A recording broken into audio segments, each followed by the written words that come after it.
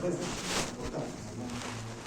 O sea, si el problema del transporte lo resuelve a una, entre comillas, elemento de rueda, bicicleta, monopatín, llamarlo como quieran, ¿sí? Ahora, si ese producto además tiene que ser fácilmente transportable, y este producto, por ejemplo, la estrategia para transportarlo va a ser que sea reducible en su tamaño, y para reducirlo en su tamaño, ¿qué pueden hacer? ¿Qué más? Plegable. ¿Qué más puedo hacer? Desarmarlo. ¿Qué más? ¿Eh? ¿Qué deposición de bolsillo? Bueno, podría ser. Desarmable, plegable, retráctil, compactarlo.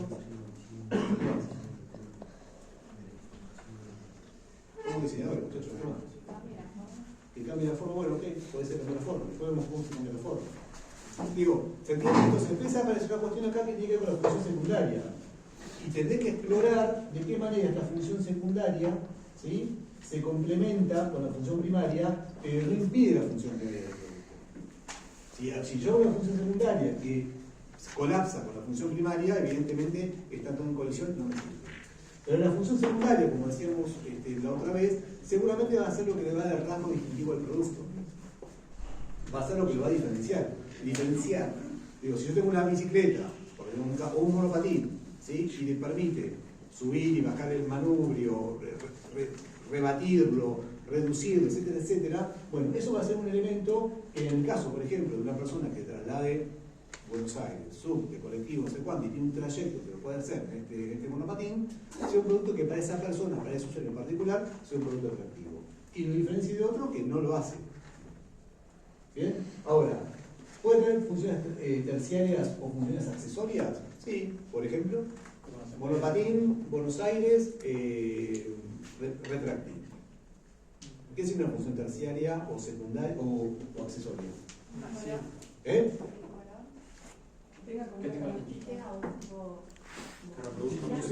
Que tenga bocina, luces, que tenga una canasta, que tenga luces, Sí, lo puedes vender.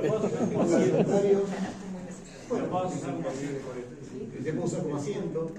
Bueno, la función primaria define el producto, la función secundaria lo distingue de otro. Las funciones terciarias o accesorias, ¿sí?, lo que le dan son atributos, ¿sí?, que mejoran su funcionalidad. ¿Ok? Entonces, pueden estar las funciones accesorias e indicativas. ¿Saben lo que son las funciones indicativas? Las funciones indicativas son las que le dicen al usuario cómo el producto tiene que ser usado. Y con la flechita, y con una indicación. Algo que dice que este producto se usa de esta manera. Hay muchas estrategias. Puede ser con un color, puede ser con una textura, puede ser con una forma, ¿sí?, puede ser con un cartelito, con otro. Eso, digamos, hay muchos productos que uno supone, yo siempre damos algunos ejemplos, digo, que hay productos que uno supone cómo funcionan, pero nunca les pasó un producto que no sabe cómo se abre. Ha pasado eso, digo, los productos son tan lindos estéticamente como si uno lo ve y dice, no sé cómo se desarma, no sé cómo se abre. ¿Okay? Bueno, un producto bien diseñado debería de alguna manera indicar al usuario cuál es la secuencia de uso.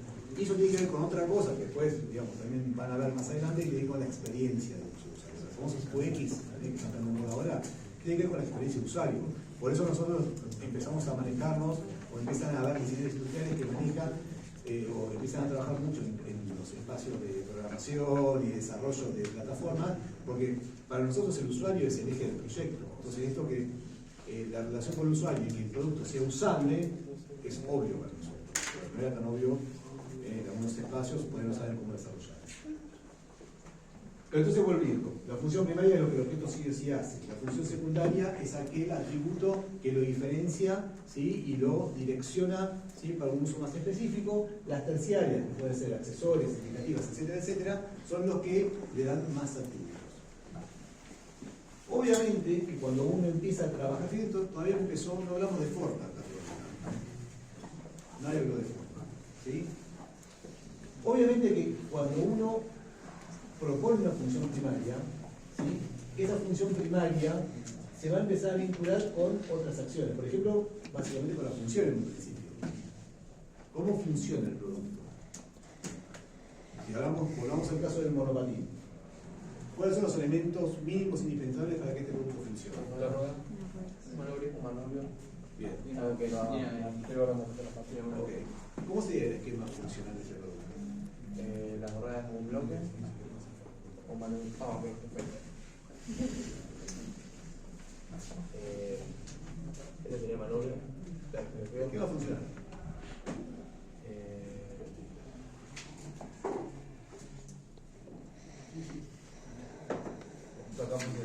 Porque las patas, las dos ruedas y manubrio. Bien, o sea, vos estás planteando que esto sería una rueda. Queda bien. ¿Y esto? ¿Dónde podría tapar? Un soporte. Soporte del cuerpo. ¿Y esto? Manubrio. ¿Hay algún otro elemento que esté faltando para que esto funcione? Sí, supongamos que el manubrio tiene la forma. No estamos hablando de forma, estamos hablando, ¿sí? Después vemos el manubrio cómo es. ¿Cuáles son los elementos mínimos indispensables para que este producto funcione? Algo para frenar. Freno es muy importante. Bien. Si yo le pongo freno, ¿el freno es necesario para la función primaria o es secundario? ¿Quién dice que es secundario? Levanta la mano. ¿Y primario? Bueno, a ver.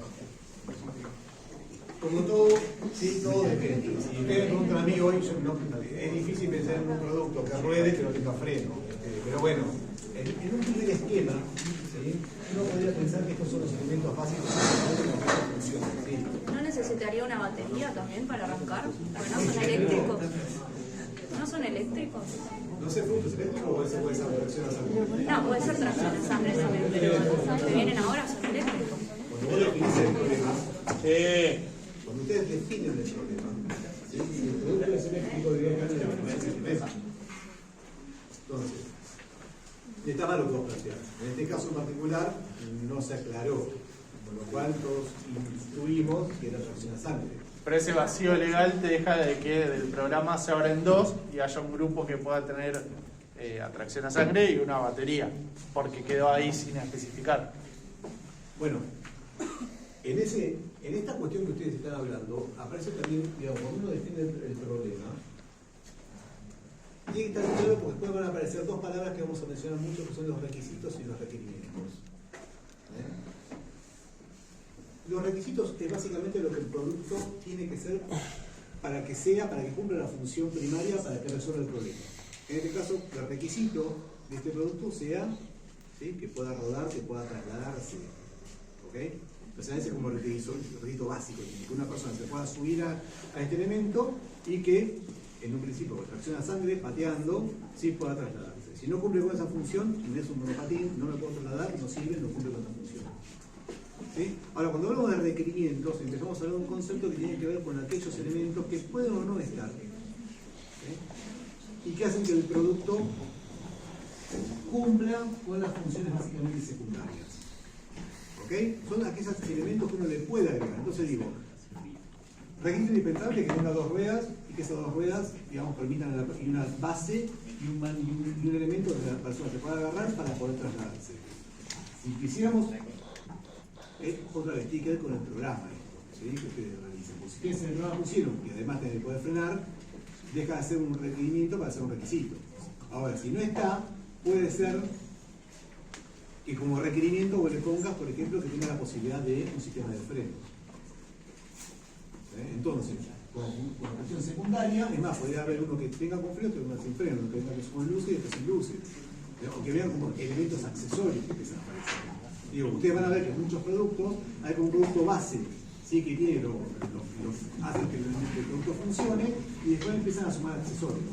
Bueno, esos accesorios están dentro de los requerimientos, digamos, le agregan valor al producto, ¿sí?, pero no varía o no cambia la funcionalidad del mismo.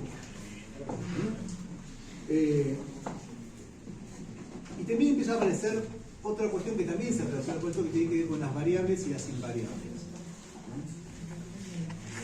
Lo estoy diciendo todo muy junto para que les entre todo ahora. Sé que va a ser un bollo, el lunes lo repasamos y lo vamos a diseccionar un poco más en parte. Pero digamos, Cuando hablamos de variables invariables del objeto,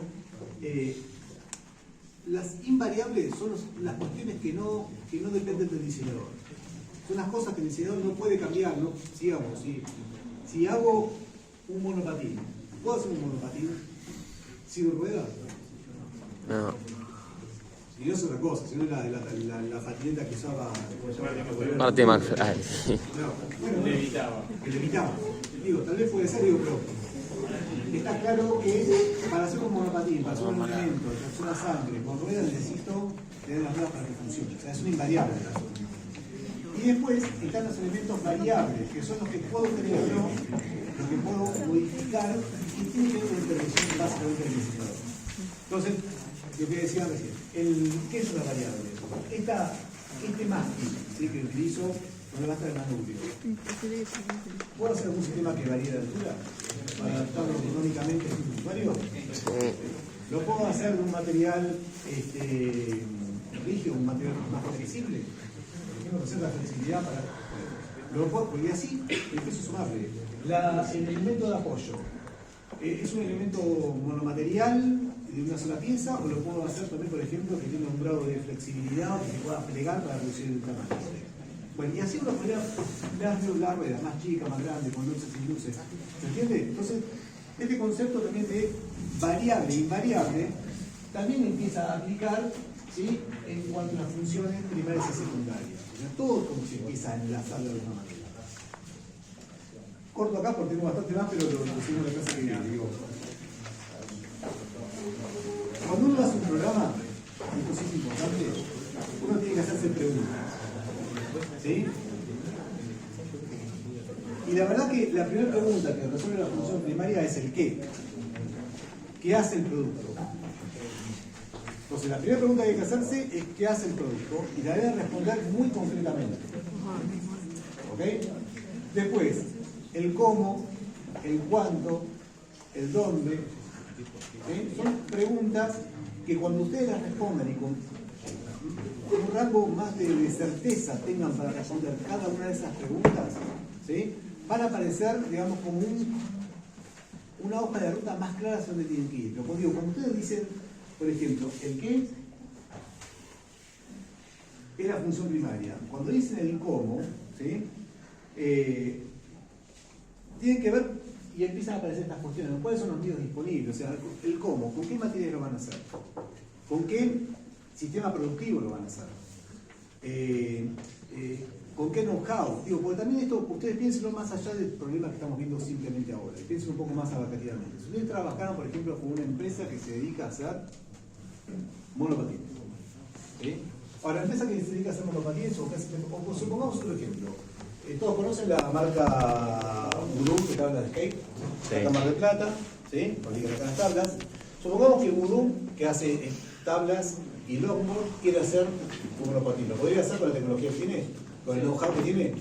Bien, ¿qué know-how maneja? Madera multilaminada, ¿sí?, colada, prensada y te dan forma. Mandan a fundir los tracks a Tandil, los traen, los pulen, los tornean, los arman, ¿sí? Bueno, esa es el know-how que tienen. Si ustedes quieren fabricarlo en Mar del Plata, con el know-how que tiene la empresa montada en Mar del Plata, ¿a ustedes se les ocurriría hacer un proyecto, por ejemplo, de polímero, un plástico inyectado para hacer la base del producto? No. Y yo qué sé, podrían hacerlo, pero la verdad que parece medio raro. Habría que charlar con el dueño de todo esto y decir, bueno, ¿cuánto querés invertir? ¿Cuál es el estilo de la tabla que tiene? ¿Cuál es el usuario al que va dirigido? ¿Cuál es el ámbito de aplicación? Entonces, digo, esta cuestión que hablábamos del cómo, generalmente también está muy vinculado a las capacidades o a los entornos productivos y a dónde se va a instalar ese producto. O sea, por eso digo que el análisis que ustedes hagan del producto tiene que estar muy bien hecho, porque en algún momento van a tener que empezar a determinar estas cuestiones. Entonces, por ejemplo, vamos al caso de ella que estaba trabajando con un buzo, una mujer que practica buceo, investigación, etcétera, etcétera. Bueno, a ver, ¿ese producto va a estar hecho en hierro? ¿Un material ferrítico? Y difícilmente, si lo meten en el medio del mar, no parece agua. Bueno, ¿cuáles son los materiales con los cuales los objetos que vos estuviste analizando, que se usan en ese entorno, en ese contexto, se fabrican?